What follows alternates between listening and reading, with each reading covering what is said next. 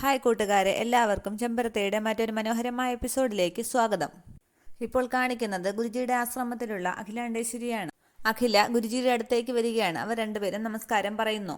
ഗുരുജി ചോദിക്കുകയാണ്, യാത്രയ്ക്ക് ഒരുങ്ങി നിൽക്കുകയാണല്ലേ? അതെ ഗുരുജി. എത്ര മണിക്കാണ് ഫ്ലൈറ്റ്? 10:30. ആദ്യം വാരണാസി, പിന്നീട് എൻ്റെ അമ്മയുടെ നാടായ ഉദയഗിരിയിലേക്ക് പോകും.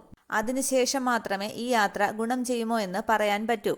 ഗുരുജി പറയുകയാണ്, എയർപോർട്ടിലേക്ക് അഖില ഒറ്റയ്ക്ക് കാർ ഓടിച്ചു പോകേണ്ട. ഞാൻ എൻ്റെ ശിഷ്യരെ രണ്ടുപേരെ അഖിലയ്ക്കൊപ്പം അയക്കാം. ഒരു കൂട്ടിന് അല്ല. തൃച്ചംബരത്ത് അഖിലാണ്ടേശ്വരി മരിച്ചുപോയി എന്നാണല്ലോ എല്ലാവരും വിശ്വസിച്ചിരിക്കുന്നത്. അങ്ങനെയുള്ള അഖില ഒറ്റയ്ക്ക് കാർ ഓടിച്ചു പോകേണ്ട. അഖില പറയുകയാണ്, ഞാൻ ഒറ്റയ്ക്ക് പോകുന്നതാണ് ഗുരുജി സേഫ്. തൽക്കാലം ഇവിടെയുള്ള ആരും എൻ്റെ യാത്ര അറിയാതിരിക്കുന്നതാണ് നല്ലത് എന്ന് തോന്നുന്നു.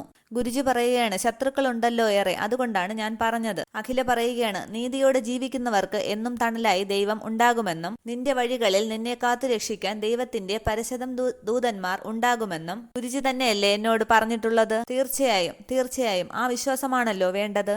അലകടലിളകം, ചക്രവാളങ്ങളെ വിറപ്പിച്ചുകൊണ്ട് വടിവാളുകൾ ഉയരും, അനീതിയുടെ ഗോപുരങ്ങളെ കടലെടുക്കും. അപ്പോഴും നന്മയോടെ ജീവിക്കുന്നവരെ ജഗദീശ്വരൻ സംരക്ഷിക്കും. വാരണാസിയിൽ എത്തിയതിനു ശേഷം എന്തൊക്കെ ചെയ്യണം എന്നുള്ളതാണ് ഗുരുജി എനിക്ക് പറഞ്ഞു തരേണ്ടത്.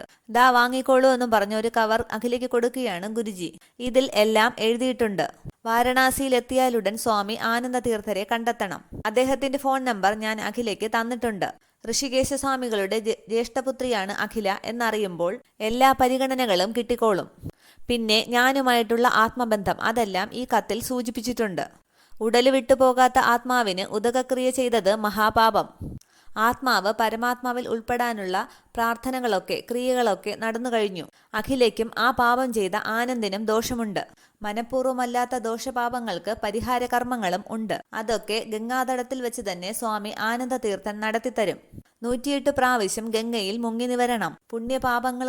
പുണ്യപാപങ്ങൾ അടങ്ങുന്ന ജഡങ്ങൾ ഒഴുകുന്ന ഗംഗയിൽ 108 പ്രാവശ്യം മുങ്ങി നിവരുന്നത് തന്നെ മഹാപുണ്യമാണ്. അഖില പറയുകയാണ്, ഈ ജന്മത്ത് തന്നെ അതൊക്കെ ചെയ്യാൻ കഴിയുന്നത് ഒരു മഹാപുണ്യമായി ഞാൻ കരുതുന്നു ഗുരുജി. ഗുരുജി പറയുകയാണ്, ഹൈന്ദവ സംസ്കാരത്തിന്റെ ഈറ്റില്ലങ്ങളാണ് ഗംഗാപുളിനങ്ങൾ. അവിടെ അരങ്ങേറിയ ജീവിത കഥകളും ആത്മസംഘർഷങ്ങളും മറ്റൊരിടത്തും ഒരു രാജ്യത്തും ഉണ്ടായിട്ടില്ല, ഉണ്ടാവുകയുമില്ല. അവിടെ കുറച്ചു ദിവസം താമസിക്കുമ്പോൾ തന്നെ അഖിലേക്ക് എല്ലാ സമാധാനങ്ങളും കൈവരും. മനസ്സ് ഒരു പുണ്യഗംഗ പോലെയായി ആക്കി തിരിച്ചു വരാം. ഗുരുജി, ഒരു സംശയം ചോദിച്ചോട്ടെ? ചോദിക്കൂ. പുതിയ തൃച്ചംബരത്തിന്റെ തെക്കേ മുറ്റത്ത് എന്റെ പേരിൽ എന്റേതല്ലാത്ത ഒരു ചിത കത്തി അമർന്നു കഴിഞ്ഞു. അത് ദോഷമല്ലേ? ശരിയാണ്, ദോഷം തന്നെയാണ്. രാജരാജേശ്വരിയുടെ ആത്മാവ് ദുരാത്മാവായി മാറിക്കഴിഞ്ഞു. ദുഷ്ടകൃത്യങ്ങൾ മാത്രം ചെയ്തതുകൊണ്ട് അതിനെ പരമാത്മാവ് തിരസ്കരിക്കും. ആ ദുരാത്മാവ് ഇങ്ങനെ അലഞ്ഞു തിരിയും, ഉപദ്രവിച്ചുവെന്നും വരും. അതിനെന്തു ചെയ്യണമെന്ന് ചോദിക്കുകയാണ് അഖില. അതിനുള്ള പരിഹാരങ്ങളൊക്കെ നമുക്ക് ഇവിടെ തന്നെ ചെയ്യാം. രാജരാജേശ്വരിയുടെ ആത്മാവിനെ ആവാഹിച്ചെടുത്ത് ഏതെങ്കിലും ഒരു ഭദ്രകാളി ക്ഷേത്രത്തിൽ കൊണ്ടുപോയി തളയ്ക്കണം. അത് നമുക്ക് ഇവിടെ തന്നെ ചെയ്യാം. ശരി ഗുരുജി, എന്നാൽ ഞാൻ ഇറങ്ങുകയാണ്. ഇറങ്ങിക്കോളൂ, ദൈവം കൂടെയുണ്ട്. എല്ലാ വിവരങ്ങളും എന്നെ അപ്പോൾ തന്നെ അറിയിക്കണം. തീർച്ചയായും. പക്ഷേ ഉദയഗിരിയിൽ എത്തിയാൽ പിന്നെ ഫോൺ ചെയ്യാനൊന്നും സാധിക്കില്ല. കാരണം ആ പ്രദേശത്തൊന്നും ടവറില്ല, അതുകൊണ്ട് റേഞ്ചും ഇല്ല. ശരി ഗുരുജി, അപ്പോൾ രാത്രിയിൽ യാത്ര പറയുന്നില്ല. ആയിക്കോട്ടെ എന്ന് ഗുരുജി പറയുമ്പോൾ ഗുരുജിയുടെ അനുഗ്രഹം വാങ്ങിക്കുകയാണ് അഖില. എല്ലാം മംഗളമായി വരുമെന്ന് ഗുരുജി പറയുന്നു. അതിനുശേഷം അഖില അവിടെ നിന്നും പോവുകയാണ്. പിന്നീട് കാണിക്കുന്നത് സുബ്രുവിന്റെ വീടാണ്. അവിടെ ആനന്ദ് ദേഷ്യപ്പെട്ട് അങ്ങോട്ടും ഇങ്ങോട്ടും നടക്കുകയാണ്. അടുത്ത് തന്നെ കല്യാണി നിൽപ്പുണ്ട്. ആനന്ദ് ദേഷ്യത്തോടെ പറയുകയാണ്, എന്തായാലും നിനക്ക് സന്തോഷവും സമാധാനവും ആയല്ലോ. നിന്റെ ആഗ്രഹപ്രകാരം എല്ലാം നടന്നു. നിന്റെ നിത്യശത്രുവായ അമ്മ കത്തിക്കരിഞ്ഞ് ചാരമായി.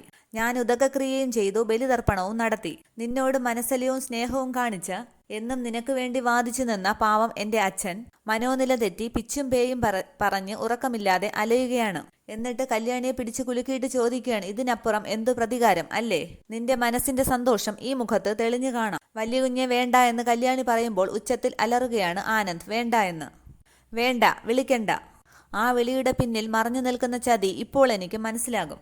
മനോരോഗത്തിനുള്ള മരുന്നിന്റെ പ്രിസ്ക്രിപ്ഷൻ നീട്ടി അച്ഛനുള്ള ഈ മരുന്ന് ഞാൻ വാങ്ങിക്കൊടുക്കണോ അതോ ബ്രോ വാങ്ങിക്കൊടുക്കണോ എന്ന് അരവിന്ദ് എന്റെ മുഖത്ത് നീട്ടി ചോദിച്ചപ്പോൾ എന്റെ ഹൃദയത്തിലേക്ക് 1000 കൂരമ്പുകൾ കുത്തിത്തറയ്ക്കുകയായിരുന്നു.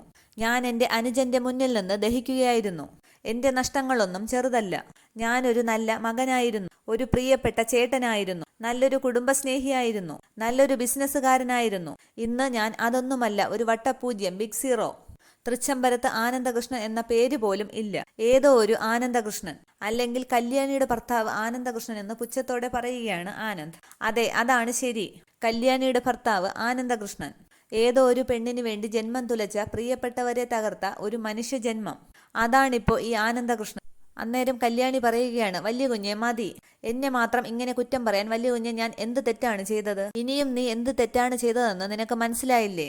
നിന്റെ പകയിലും ശാപത്തിലും തകർന്നടിഞ്ഞത് ഒരു കുടുംബമാണ്. പേരും പ്രശസ്തിയും അന്തസ്സും അഭിമാനവുമുള്ള എന്റെ കുടുംബം. തൃച്ചംബരത്ത് ശിവരാമകൃഷ്ണന്റെ കുടുംബം. അഖിലാണ്ടേശ്വരിയുടെ അധീനതയിലുണ്ടായിരുന്ന കുടുംബം. കല്യാണി പറയാണ്, അഖില മേഡത്തിനെതിരെ കേസ് കൊടുത്തത് എന്റെ മാത്രം തീരുമാനം അല്ലായിരുന്നു എന്നുള്ളത് വലിയ കുഞ്ഞിനും അറിയാവുന്നതല്ലേ? എനിക്കറിയാം, എന്റെ ഒരു വാക്ക് ആയുധമാക്കി എന്റെ അമ്മയെ അപമാനിക്കാൻ ശ്രമിച്ച നിന്റെ തന്ത്രം. അപമാനം സഹിക്കവയ്യാതെ എന്റെ അമ്മ എന്നേക്കുമായി ഇല്ലാതെയായി. അല്ലെങ്കിൽ നീ ഇല്ലാതെയാക്കി.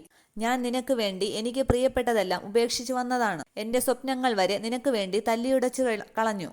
പക്ഷേ എന്റെ പ്രിയപ്പെട്ടവരെല്ലാം നീ അറിയണമായിരുന്നു. എന്റെ അമ്മ എന്റെ ഉള്ളിൽ ഒരു സ്നേഹത്തിന്റെ കടലായി ഇരമ്പിക്കൊണ്ടിരിക്കുന്നത് എന്റെ ഭാര്യയായ നീ അറിയണമായിരുന്നു. പിന്നെ എന്റെ അച്ഛൻ എന്നും എവിടെയും ആരുടെ പ്രശ്നങ്ങളിലും സമാധാനപരമായി ദൂതനായി തിളങ്ങിക്കൊണ്ടിരുന്ന തൃച്ചംബരത്തെ ശിവരാമകൃഷ്ണൻ. ആ അച്ഛൻ എനിക്കൊരു സ്നേഹത്തിന്റെ വികാര പ്രപഞ്ചമായിരുന്നു എന്ന് നീ അറിയണമായിരുന്നു. അതാണ് ഭാര്യ.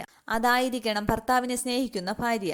അച്ഛന്റെയും അമ്മയുടെയും സ്വപ്നങ്ങൾ തകർത്ത് ഞാൻ നിന്റെ കഴുത്തിൽ താലി കെട്ടാൻ തയ്യാറായപ്പോഴും എന്റെ കൂടെ നിന്നതാണ് എന്റെ അച്ഛൻ. ആ അച്ഛനെന്ന് മനസ്സ് തകർന്ന് ഒന്നാം തരം ഒരു പ്രാന്തൻ. എന്നെ സ്നേഹം പഠിപ്പിച്ച എന്റെ അമ്മ ഇന്നെന്റെ വിളി കേൾക്കാൻ ഇല്ല. ഞാൻ ചങ്കോട് ചേർത്ത് ഞാൻ കൂടെ കൊണ്ടു നടന്ന എന്റെ കൂടപ്പിറപ്പ് അവനിപ്പോൾ എന്നെ കാണുമ്പോൾ പേടിക്കുകയാണ്. ഉറ്റവരും ഉടയവരുമില്ലാത്ത ഈ ലോകത്ത് ഹൃദയശൂന്യനായി മുദ്രകുത്തപ്പെട്ട ഞാനിന്ന് മുങ്ങി താഴുകയാണ്. ഇതൊക്കെ കേട്ട് കരയുകയാണ് കല്യാണി. ആത്മാഭിമാനവും വ്യക്തിത്വവുമില്ലാതെ എന്തിനൊരു ജീവിതം? മൾട്ടിഫേസ് പേഴ്സണാലിറ്റി ഉള്ളവൻ തൃച്ചംബരത്ത് ആനന്ദകൃഷ്ണൻ എന്ന് എല്ലാവരും പുകഴ്ത്തി പറഞ്ഞ ഈ ഞാൻ ഇന്ന് മാതാപിതാക്കളെയും കുടുംബത്തെയും തകർത്ത മഹാദ്രോഹി. ഇതിലപ്പുറം ഒരു കീർത്തിമുദ്ര എനിക്കെന്തു വേണം? എന്തായാലും നിനക്ക് സമാധാനമായല്ലോ. നീ നിന്റെ ഉദരത്തിൽ വളർന്ന കുഞ്ഞിനെ കൊന്നതിന് അച്ഛനെതിരെ കേസ് കൊടുക്കാൻ ഇറങ്ങിയവളല്ലേ? അത് ഉപേക്ഷിക്കരുത്. ഈ കാണിക്കുന്നതെല്ലാം അച്ഛന്റെ അഭിനയമാണെന്നും പറഞ്ഞ് നിനക്ക് കേസ് ഫയൽ ചെയ്യാം. ജയിലിലാണോ വീട്ടിലാണോ താൻ ഇരിക്കുന്നത് എന്ന് തിരിച്ചറിയാൻ പോലും കഴിയാത്ത അവസ്ഥയിലാണ് അദ്ദേഹം. കേസ് കൊടുക്ക്, ഇനി അധികം താമസിപ്പിക്കേണ്ട. അതിന് ഞാൻ വരാം കൂടെ. എപ്പോഴാണെന്ന് വെച്ചാൽ പറഞ്ഞാൽ മതി. അത്രയും പറഞ്ഞ് ആനന്ദ് അവിടെ നിന്നും പോവുകയാണ്. പിന്നീട് കാണിക്കുന്നത് സുബ്രുവിനെയും കല്യാണിയുമാണ്. സുബ്രു പത്രം വായിക്കുമ്പോൾ കല്യാണി അതുവഴി പോകുന്നു. സുബ്രു വിളിക്കുകയാണ്, കല്യാണി, ഇന്നലെ നിങ്ങൾ രണ്ടുപേരും പരസ്പരം പഴി പറയുന്നത് കേട്ടു. സത്യം പറഞ്ഞാൽ നിങ്ങളെക്കാൾ വിഷമിച്ചത് ഞാനാണ്. ഒരമ്മയുടെ ഉദരത്തിൽ പിറന്നതല്ലെങ്കിലും നീ എനിക്ക് പെങ്ങളാണ്. അതിലുപരി എന്റെ ആത്മസുഹൃത്തിന്റെ ഭാര്യയും. ഞാൻ അമിത സ്വാതന്ത്ര്യം എടുത്തു പറയുകയാണെന്ന് കരുതരുത്. നിങ്ങളുടെ വ്യക്തിപരമായ കാര്യങ്ങളിൽ ചിലതിലൊക്കെ ഇടപെടാനുള്ള അവകാശം നിങ്ങൾ എനിക്ക് തന്നിട്ടുണ്ട്. കല്യാണി ചോദിക്കുകയാണ്, സുബ്രുട്ടൻ എന്താ പറഞ്ഞു വരുന്നത്? വിശദീകരിച്ചു പറയാം. കല്യാണി, പുറമെ എന്തൊക്കെ പ്രതിസന്ധികളും കോലാഹലങ്ങളും ഉണ്ടായിരുന്നെങ്കിൽ കൂടി നീയും ആനന്ദും തമ്മിലുള്ള ദാമ്പത്യ ജീവിതത്തിൽ ഒരു പ്രശ്നങ്ങളും ഉണ്ടായിരുന്നില്ല. മാത്രമല്ല അത് വളരെ ശാന്തവും സമാധാനപരവും ആയിരുന്നു. എന്നാലിപ്പോൾ ആദ്യമായി നിങ്ങൾ തമ്മിൽ അഭിപ്രായ ഭിന്നത ഉടലെടുത്തിരിക്കുന്നു. ഭാര്യ ഭർത്താക്കന്മാർ തമ്മിൽ സൗന്ദര്യ പിണക്കങ്ങൾ സർവ്വസാധാരണമാണ്. അത് വഴക്കിട്ട് അങ്ങോട്ട് പോകും, അതേ സ്പീഡിൽ തിരിച്ചു കെട്ടിപ്പിടിച്ച് ഇങ്ങോട്ടും പോരും. അത്രേ ഉള്ളൂ, അത്രേ ഉണ്ടാകാവൂ. പക്ഷേ ഇന്നലെ നീയും ആനന്ദും തമ്മിലുണ്ടായ അഭിപ്രായ അനൈക്യത്തിന് തക്കതായ ഒരു കാരണം ഉണ്ട്. അതിന് നിന്നെ എനിക്ക് കുറ്റപ്പെടുത്താനാകൂ. നീ അഖിലാന്റിക്കെതിരെ ഒരു കേസ് കൊടുത്തു. ദാസേട്ടനെ കൊന്നത് അഖിലാന്റിയാണെന്ന് ആരോപിച്ച്. ആനന്ദിന്റെ അനുവാദത്തോടു കൂടിയായിരിക്കാം നീ അത് ചെയ്തത്. ആനന്ദിന് നിന്റെ ആവശ്യത്തെ അംഗീകരിക്കാതെ ഗത്യന്തരം ഇല്ലാതെ വന്നു. കാരണം കൊല്ലപ്പെട്ടത് നിന്റെ അച്ഛനാണ്. കേസ് കൊടുക്കരുത് എന്ന് പറയാനുള്ള സ്വാർത്ഥതയോ ഇടുങ്ങിയ മനസ്സോ ഉള്ളവനല്ല ആനന്ദ്. പക്ഷേ നീ ഒന്നുകൂടി ആലോചിക്കണമായിരുന്നു. ഏതൊരു കാര്യത്തിന് തീരുമാനം എടുക്കുമ്പോഴും 3 വട്ടം ആലോചിക്കണം എന്നൊരു പഴഞ്ചൊല്ലുണ്ട്. അത് പഴഞ്ചൊല്ലാണെന്ന് പറഞ്ഞ് തള്ളിക്കളയണ്ട.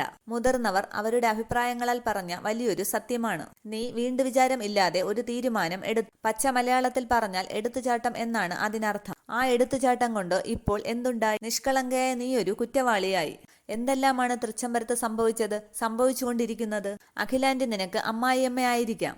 പക്ഷെ ആനന്ദിന് അഖിലാന്റി അവന്റെ അമ്മയാണ്. അത് നീ മറന്നു. ഞാൻ നിന്നെ കുറ്റപ്പെടുത്തിയതല്ല, തെറ്റുപറ്റിപ്പോയി. തെറ്റുപറ്റാത്ത മനുഷ്യർ ആരുമില്ല.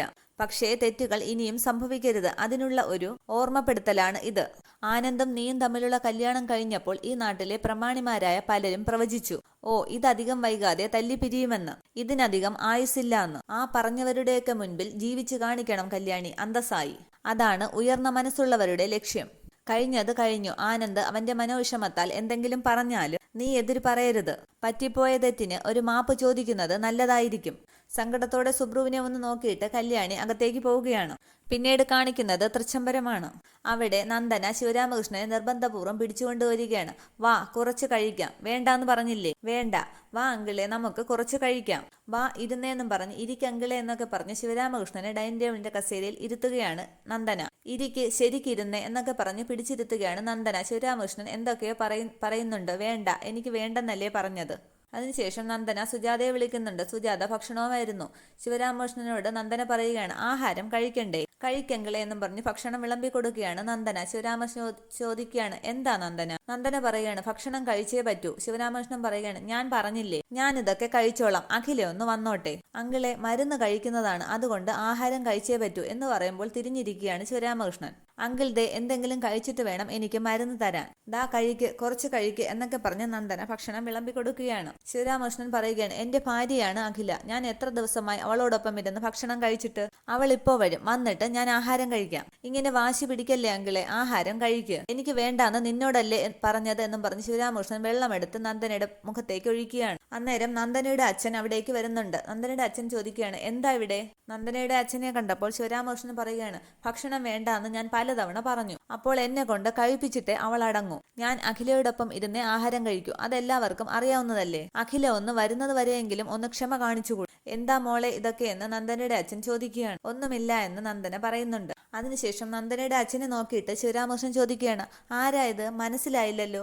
അപ്പോൾ നന്ദനയുടെ അച്ഛൻ പറയുകയാണ്, ഞാൻ നാരായണൻ. നാരായണനോ? ഏത് നാരായണൻ? ഒന്നും പറയണ്ടെന്ന് നന്ദന അച്ഛനെ നോക്കി കണ്ണു കാണിക്കുന്നുണ്ട്. ശിവരാമകൃഷ്ണൻ പറയുകയാണ്, മഹാവിഷ്ണുവിന്റെ പേരാണ് നാരായണൻ. ഈ നിൽക്കുന്നത് സർവേശ്വരനൊന്നും അല്ലല്ലോ എന്നൊക്കെ പറഞ്ഞ് എന്തൊക്കെയോ പിറുപിറുക്കുകയാണ് ശിവരാമകൃഷ്ണൻ. അപ്പോഴേക്കും നാരായണൻ ചോദിക്കുന്നുണ്ട്, ഇതെന്താ ഇങ്ങനെ? നന്ദന പറയുകയാണ്, അഖിലാന്റി മരിച്ചേ പിന്നെ അങ്കിൾ ഇങ്ങനെയാണ്. അതിന് നീ ഈ ദുരിതമൊക്കെ അനുഭവിക്കേണ്ട കാര്യമെന്താ? അല്ല അച്ഛ അത് എന്ന് പറയുമ്പോൾ നാരായണൻ പറയുന്നു, സുഖമില്ലെങ്കിൽ ഡോക്ടറെ കാണിക്കണം. ഡോക്ടറെ കാണിച്ചു, മെഡിസിൻസും തന്നു. പക്ഷേ മെഡിസിൻ മാത്രം കഴിച്ചാൽ മതിയോ? ആഹാരവും കഴിക്കണ്ടേ? അതിന് നിനക്ക് മാത്രമല്ലല്ലോ അദ്ദേഹത്തിന്റെ കാര്യത്തിൽ ഉത്തരവാദിത്തം. മൂത്ത മകനും മരുമകളും എവിടെ? ആരുമില്ലെങ്കിൽ ഹോം നേഴ്സിനെ കിട്ടുമല്ലോ. ഇദ്ദേഹത്തിന്റേത് മെന്റൽ ഷോക്കാണ്. പ്രിയപ്പെട്ടവൾ മരിച്ചില്ല എന്ന് അദ്ദേഹം വിശ്വസിക്കുന്നു. അത് അംഗീകരിക്കാൻ അദ്ദേഹത്തിന്റെ മനസ്സ് ഒരുക്കമല്ല. അക്കാര്യം അംഗീകരിച്ചെടുപ്പിക്കാൻ അദ്ദേഹത്തിന്റെ മനസ്സൊന്ന് സജ്ജമാക്കണം. അതിന് സൈക്കാട്രിസ്റ്റിന്റെ ട്രീറ്റ്മെന്റ് അത്യാവശ്യമാണ്. അന്നേരം അരവിന്ദ് അവിടേക്ക് വരികയാണ്. ഇത്രയുമാണ് ഇന്നത്തെ എപ്പിസോഡ് വിശേഷങ്ങൾ. Okay, thank you.